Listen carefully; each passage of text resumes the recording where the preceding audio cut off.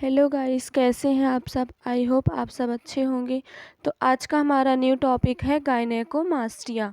आज हम इसके बारे में पूरा डिस्कस करने वाले हैं। गायनेकोमास्टिया क्या होता है, उसका introduction, definition, aetiology, type of gynaecomastia, उसका clinical manifestation, investigation, management and complication. ठीक, तो फर्स्ट हम देखते हैं Introduction of gynecomastia. Gynecomastia is the benign non-inflammatory enlargement of male breast glandular tissue and is the most common breast glandular tissue and it the most common breast condition in male. It occur with the presence of a rubbery or firm mass extending and symmetrically from the nipple. It may affect on either on और both breast. ठीक, ये क्या होता है, गायनेकोमास्टिया एक benign non inflammatory enlargement. इसमें क्या होता है, इन्फ्लामेशन नहीं हुआ होता है।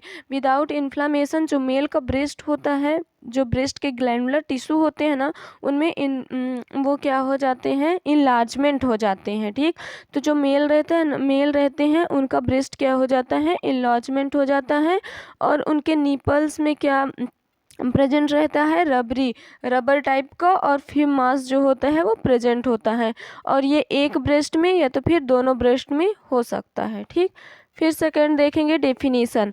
गायनेकोमास्टिया is benign enlargement of the male breast caused by the proliferation of granular tissue. क्या होता है, जो गायनेकोमास्टिया होता है उसमें जो मेल का ब्रेस्ट होता है वो इनलार्जमेंट हो जाता है। वो किसके कारण से होता है, जो ग्लैंडुलर टिश्यू होते हैं ना उनमें बहुत ज़्यादा प्लोरीफरेशन होने लग जाता है, उसकी वजह से ये इनलार्जमेंट हो जाता है। ये जावेद अंसारी के द्वारा ये डेफिनेशन दिए गए। फिर सेकेंड डेफिनेशन है, define as the enlargement of man's breast usually due to hormone imbalance और हार्मोनल थेरेपी। ये क्या होता है, ब्रेस्ट जो मेल का ब्रेस्ट होता है वो इनलार्जमेंट हो जाता है ड्यू टू हार्मोनल इम्बैलेंस की वजह से भी और कोई हार्मोनल थेरेपी ले रहे हैं उसकी वजह से भी। देन इटियोलॉजी, इसका क्या क्या कारण है गायनेकोमास्टिया का। तो फर्स्ट है हार्मोन्स, अगर हार्मोन्स इम्बैलेंस हो रहा है तो इसके वजह से होगा। Second antibiotic, example penicillin, ampicillin. अगर एंटीबायोटिक का बहुत ज़्यादा टॉक्सिसिटी हो गया तो उसकी वजह से होगा। Cardiac medicines, high blood pressure, heart failure, अगर जैसे कार्डियक मेडिसिन ले रहे हैं उनका बहुत ज़्यादा हाइपरटेंशन हो रहा है, हार्ट फेल है, उस कंडीशन में होने का चांस रहेगा। अल्कोहल इंटेक वालों को एंड किडनी और लीवर डिसीज़ वालों को। देन रिस्क फैक्टर, किनको ज़्यादा चांस रहेगा, तो फर्स्ट है hyperthyroidism and hormonally active tumours, thyroid disease, obesity, breast cancer and kidney failure. Then type of gynaecomastia, तो grade 1 very mild. First grade में क्या रहता है, बहुत ज़्यादा माइल्ड रहता है। Small breast enlargement with a localised tissue, सिर्फ उनके लोकलाइज्ड जो टिश्यू रहते हैं वो इनलार्जमेंट होते हैं।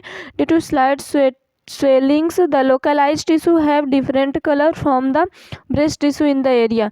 जो वहाँ के localized tissue होते हैं वो क्या हो जाते हैं, डिफरेंट कलर के हो जाते हैं। ठीक, देन ग्रेड टू में क्या होता है, माइल्ड टू हाई ये होता है। ठीक, तो मॉडरेट ब्रेस्ट इनलार्जमेंट, इसमें क्या होता है, उस फर्स्ट में क्या होता है, माइल्ड होता है, सेकंड में मॉडरेट, जो ब्रेस्ट होता है वो इनलार्जमेंट हो जाता है without distincting breast from the chest area.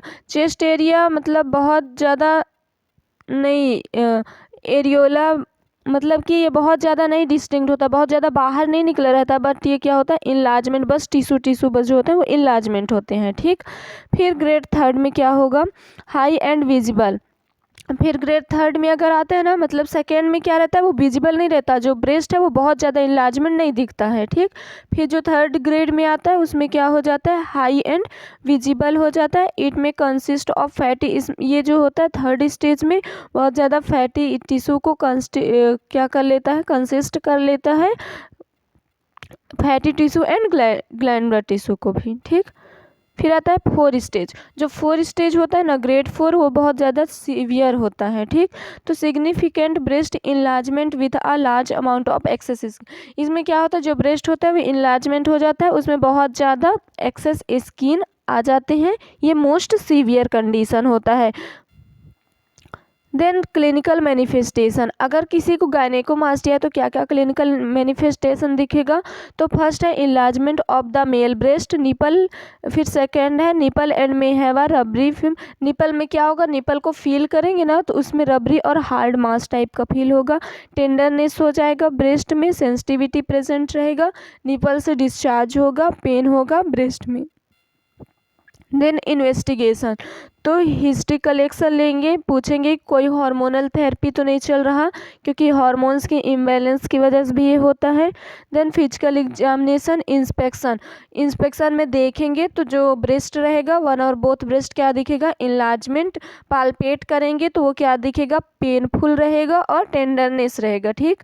परकसन, nipple sensitivity with running against cloth, अगर क्लोथ से जैसे कि टच होगा तो सेंसिटिविटी प्रेजेंट रहेगा, ठीक। देन मैनेजमेंट, तो फर्स्ट है मेडिकल मैनेजमेंट, उसमें क्या कुछ मेडिसिन है जैसे मेट्रोनिडाजोल है, मेथिल-डोपा है, इससे ट्रीट करते हैं। देन सेकंड है surgical liposuction technique, only liposuction treatment are utilize in case gynaecomastia, it cost primarily by extra, जो एक्स्ट्रा फैटी टिश्यू रहता है ना वो लिपोसक्शन के थ्रू क्या कर दिया जाता है, निकाल दिया जाता है, तो ये ठीक हो जाता है। And excision technique, excision technique in core glandular tissue और एक्स्ट्रा स्किन, क्या किया जाता है, जो एक्स्ट्रा स्किन है और जो ग्लैंडुलर टिश्यू बहुत ज़्यादा उनका जिनका ग्रोथ हुआ है उसको रिमूव कर दिया जाता है, ठीक। देन कॉम्प्लिकेशन, तो कॉम्प्लिकेशन में इसके क्या क्या कॉम्प्लिकेशन हो सकता है, तो इन्फेक्शन हो सकता है, ब्लीडिंग हो सकता है, अगर जैसे कि एक्सीजन करके उसको निकाल दिए हैं इंसीजन करके तो हो सकता है, और क्या ब्रेस्ट असिमेट्रिकली दूसरे शेप और साइज को हो सकता है, सीवियर पेन एंड डिस्कम्फर्ट हो सकता है, feeling of same and embarrassment भी, अगर मेल का ब्रेस्ट जो बड़ा हुआ है तो उनको एम्बेरसमेंट में फील होगा, ठीक। तो ये टॉपिक ओवर होता है। आई होप आपको ये टॉपिक समझ में आया होगा। Thank you.